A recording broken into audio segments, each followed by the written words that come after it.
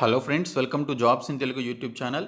Friends, ఈరోజు అన్ని news పేపర్స్లో వచ్చినటువంటి ముఖ్యమైన విద్య ఉద్యోగ సమాచారం చూద్దాము.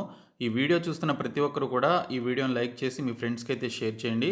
ఫస్ట్ టైం కనుక మన ఛానల్ని విజిట్ చేసిన వాళ్ళు ఉంటే రెడ్ కలర్ సబ్స్క్రైబ్ బటన్పై క్లిక్ చేసి దాని పక్కనే వచ్చే బెల్ సింబల్ని యాక్టివేట్ చేసుకోండి. ఫ్రెండ్స్, ముందుగా చూసుకున్నట్లయితే నిరుద్యోగ అభ్యర్థులకి ఒక గుడ్ న్యూస్ అయితే కేంద్ర ప్రభుత్వం తెలపడం జరిగింది. మొత్తం 13 ప్రాంతీయ భాషల్లో బ్యాంక్ క్లర్క్ పరీక్షలు ఇక నుంచి నిర్వహించబోతున్నట్లు నిన్ననే దీనికి సంబంధించిన అప్డేట్ అయితే వచ్చింది. ప్రస్తుతం హిందీ, ఇంగ్లీష్లలో నిర్వహిస్తున్నటువంటి ప్రభుత్వ రంగ బ్యాంకుల క్లరికల్ రిక్రూట్మెంట్లను ఆ 2 భాషలతో పాటు 13 ప్రాంతీయ భాషల్లో నిర్వహించాలని చెప్పేసి కేంద్ర ఆర్థిక మంత్రిత్వ శాఖ సిఫార్సు చేసింది. దేశంలోని 12 ప్రభుత్వ రంగ బ్యాంకుల్లో ఇప్పటికే ప్రకటించినటువంటి ఖాళీల కోసం చేపట్టేటువంటి క్లరికల్ రిక్రూట్మెంట్లలో ప్రిలిమ్స్, మెయిన్ పరీక్షలు రెండింటినీ కూడా ఇంగ్లీష్, హిందీతో పాటు 13 ప్రాంతీయ భాషల్లో నిర్వహించాలని చెప్పేసి సూచించింది. ఇక్కడ క్లరికల్ కేడర్ కోసం పరీక్షలు ప్రాంతీయ భాషలో నిర్వహించే విషయాన్ని పరిశీలించేందుకు ఆర్థిక శాఖ ఏర్పాటు చేసినటువంటి కమిటీ సిఫార్సు ఆధారంగా ఈ కీలక నిర్ణయం తీసుకుంది. దీంతో కమిటీ సిఫార్సులు అందుబాటులోకి వచ్చే వరకు ఐబీపీఎస్ ప్రారంభించినటువంటి పరీక్ష ప్రక్రియను నిలిపివేయాలని చెప్పేసి కూడా నిర్ణయించడం జరిగిందని మెన్షన్ చేశారు. సో ఆ 13 భాషల్లో తెలుగు భాష కూడా ఉంది.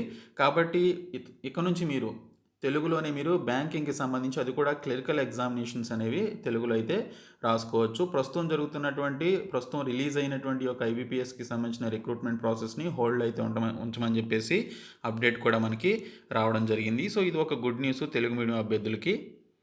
మరొక అప్డేట్ చూసుకున్నట్లయితే టీచర్ల రేషనలైజేషన్ వెనక్కి అమలుకు అనేక అడ్డంకులు, ముందుగా స్థానిక క్యాడర్ను నిర్ణయించాలని చెప్పేసి ఇక్కడ ఒక అప్డేట్ అయితే వచ్చింది. అనంతరం కొత్త పోస్టింగ్లు ఇవ్వాలి, కొత్తగా సర్వీస్ రూల్స్ రూపొందించాలి, ఆ తర్వాతే రేషనలైజేషన్ చేయాలి అని చెప్పేసి మెన్షన్ చేశారు. ఇప్పటికే కోర్టులో కేసు వేసిన కొందరు అని చెప్పేసి కూడా ఇన్ఫర్మేషన్ ఇవ్వడం జరిగింది.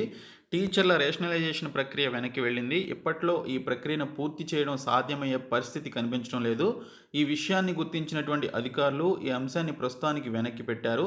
ఉపాధ్యాయుల హేతుబద్ధీకరణ చేయడానికి ముందు అనేక అడ్డంకులను అధిగమించాల్సి ఉంటుందని అంచనా వేస్తున్నారు. ముఖ్యంగా కొత్త జిల్లా ప్రకారం టీచర్ల కోసం కొత్తగా సర్వీస్ రూల్స్ను రూపొందించాల్సి ఉంది. అలాగే లోకల్ క్యాడర్ ప్రకారం పనిచేస్తున్నటువంటి టీచర్లను సర్దుబాటు చేయాల్సి ఉంది అని చెప్పేసి మెన్షన్ చేశారు. ఇప్పటికే కొందరు టీచర్లు రేషనలైజేషన్పై కోర్టులో కేసు వేశారు. ఈ విషయాలను పరిగణలోకి తీసుకున్న అధికారులు ఈ ప్రక్రియను తాత్కాలికంగా నిలిపివేశారని మెన్షన్ చేశారు. రాష్ట్రంలో టీచర్ల హేతుబద్ధీకరణ నిర్వహించాలని ప్రభుత్వం నిర్ణయించిన విషయం తెలిసిందే. ఇందులో భాగంగా విద్యార్థుల సంఖ్య ఆధారంగా టీచర్ పోస్టులను కేటాయించనున్నారు. అంటే ఎక్కువ మంది విద్యార్థులు ఉన్న స్కూళ్లకు ఎక్కువ టీచర్ పోస్టులను, విద్యార్థులు తక్కువగా ఉన్నటువంటి పాఠశాలలకు తక్కువ టీచర్ పోస్టులను కేటాయిస్తారని చెప్పేసి మనకు ఆల్రెడీ ఈ విషయాలు అయితే మనకి ప్రీవియస్గా అయితే తెలుసు. అయితే వీటికి సంబంధించి ప్రస్తుతానికి యొక్క రేషనలైజేషన్ ప్రక్రియని హోల్డ్లో పెట్టినట్లుగా తెలుస్తుంది. సో ఇంకొక అప్డేట్ చూసుకున్నట్లయితే మనకి తెలంగాణ రాష్ట్రంలో ఉన్నటువంటి రాష్ట్ర ఫింగర్ ప్రింట్స్ డిపార్ట్మెంట్లో మొత్తం 155 పోస్టులు ఉంటే అందులో 102 పోస్టులు ఖాళీగా ఉన్నాయని చెప్పేసి ఇక్కడ ఒక అప్డేట్ అయితే వచ్చింది. కేంద్ర ఫింగర్ ప్రింట్స్ బ్యూరో దీనికి సంబంధించి ఈ యొక్క రిపోర్ట్ అయితే తెలపడం జరిగింది. నేరాల దర్యాప్తు, నిందితుల గుర్తింపులో ఎఫ్పిబిఐ అనేది చాలా కీలక పాత్ర ఉంటుంది. తక్కువ సిబ్బంది ఉన్నా కూడా చురుకుగా పనిచేస్తున్నట్లు మెన్షన్ చేశారు. మొత్తం 102 ఖాళీలు ఈ పర్టికులర్ రాష్ట్ర డిపార్ట్మెంట్లో ఉన్నట్లుగా మనకి ఒక అప్డేట్ అయితే మనకి ఈరోజు అయితే రావడం జరిగింది. ఇంకా భర్తీకి నోచుకొని ఫార్మసిస్ట్ సూపర్వైజర్ పోస్టులు అని చెప్పేసి మెన్షన్ చేశారు. ఫలితంగా పేదలకు సక్రమంగా అందని మందులు, అక్కడక్కడ గడువు తీరిన సెలైన్లు అని చెప్పేసి మెన్షన్ చేశారు. ఎక్స్పైర్ అయినటువంటి మందుల్ని పంపిణీ చేస్తున్నట్లుగా కూడా ఇక్కడైతే మెన్షన్ చేయడం జరిగింది. ఏళ్ల తరబడి ఒకే క్యాడర్లో ఫార్మసిస్టులు పదోన్నతులు కల్పించి ఖాళీలను భర్తీ చేయాలని చెప్పేసి వినతి అని చెప్పేసి మెన్షన్ చేశారు. రాష్ట్రంలో ఖాళీగా ఉన్నటువంటి ఫార్మసిస్ట్ సూపర్వైజర్ పోస్టులు 4 ఏళ్ల నుంచి భర్తీ కావడం లేదు. దీంతో కోట్లాది రూపాయలు వెచ్చించి కొనుగోలు చేసినటువంటి మందులు పేద రోగులకు సక్రమంగా చేరడం లేదన్న విమర్శలు వ్యక్తమవుతున్నాయి. ప్రస్తుతం రాష్ట్రంలోని గ్రేడ్ 1 ఫార్మసిస్టులు పదోన్నతుల కోసం ఎదురు చూస్తున్నారు. గ్రేడ్ 2 ఫార్మసిస్టుల పరిస్థితి మరీ దయనీయంగా మారిందని చెప్పేసి కూడా ఇక్కడైతే మెన్షన్ చేయడం జరిగింది. పదోన్నతి లేకుండా 31 ఏళ్లుగా ఒకే కేడర్లో కొనసాగాల్సినటువంటి పరిస్థితి నెలకొంది అని చెప్పేసి ఈ ఫార్మసిస్టులు అయితే వారి యొక్క బాధను తెలుపుతున్నారు. సో ఇంకోటి చూసుకున్నట్లయితే ఫ్రెండ్స్, మనకి రంగారెడ్డి జిల్లాలో 93 పోస్టులకి సంబంధించి కాంట్రాక్టు ప్రాతిపదికన డిఎంహెచ్ఓ నుంచి మనకి మెడికల్ ఆఫీసర్ పోస్టులకి సంబంధించి నోటిఫికేషన్ విడుదలైంది. అక్టోబర్ 12వ తేదీలోపు ఆఫ్లైన్ ద్వారా ఈ పర్టికులర్ ఎంబీబీఎస్ క్వాలిఫికేషన్ ఉన్నటువంటి వారు అప్లికేషన్స్ పెట్టుకోవాలి. ఇంకా పోస్టల్ డిపార్ట్మెంట్లో నిన్ననే నేను ఉత్తరప్రదేశ్కి సంబంధించిన స్పోర్ట్స్ కోటాకి సంబంధించిన నోటిఫికేషన్ వీడియో చేశాను. ఈరోజు మనకి ఇంకొక స్టేట్ నుంచి మనకి స్పోర్ట్స్ కోటా కింద నోటిఫికేషన్ విడుదలైంది. మొత్తం 221 పోస్టులతోటి న్యూఢిల్లీలో ఉన్నటువంటి పోస్టల్ డిపార్ట్మెంట్ నుంచి స్పోర్ట్స్ కోటా కింద మనకి postal assistant, sorting assistant, postman, ఎంటీఎస్కి సంబంధించిన పోస్టులకి సంబంధించి నోటిఫికేషన్ విడుదల చేశారు.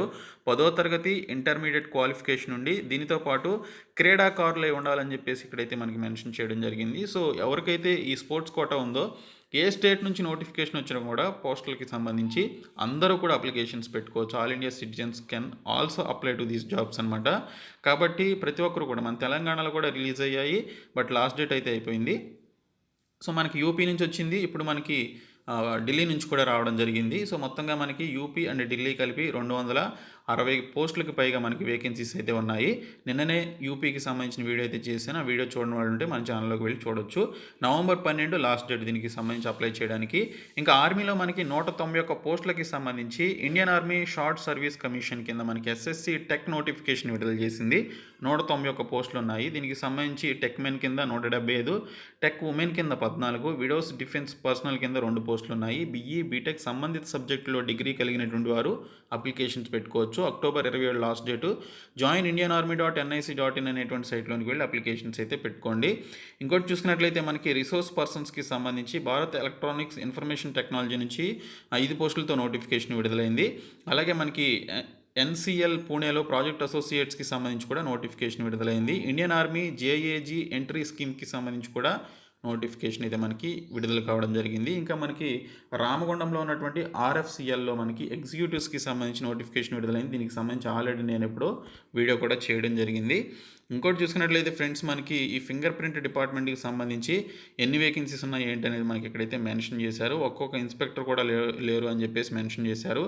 రాష్ట్ర పోలీస్ శాఖ పరిధిలో పనిచేసేటువంటి స్టేట్ ఫింగర్ ప్రింట్స్ బ్యూరోలో మనకి ఇక్కడ మొత్తం 155 పోస్టులు మంజూరు కాగా ఇందులో 102 పోస్టులు ఖాళీగా ఉన్నట్లు కేంద్ర ఫింగర్ ప్రింట్స్ డిపార్ట్మెంట్ అయితే తెలపడం జరిగింది.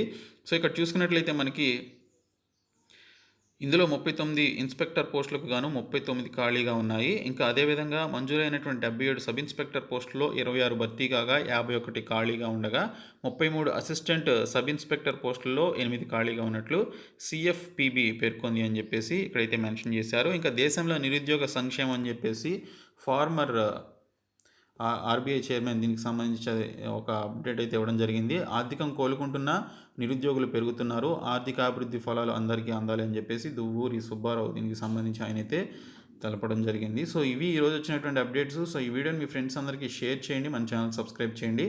Thank you so much guys.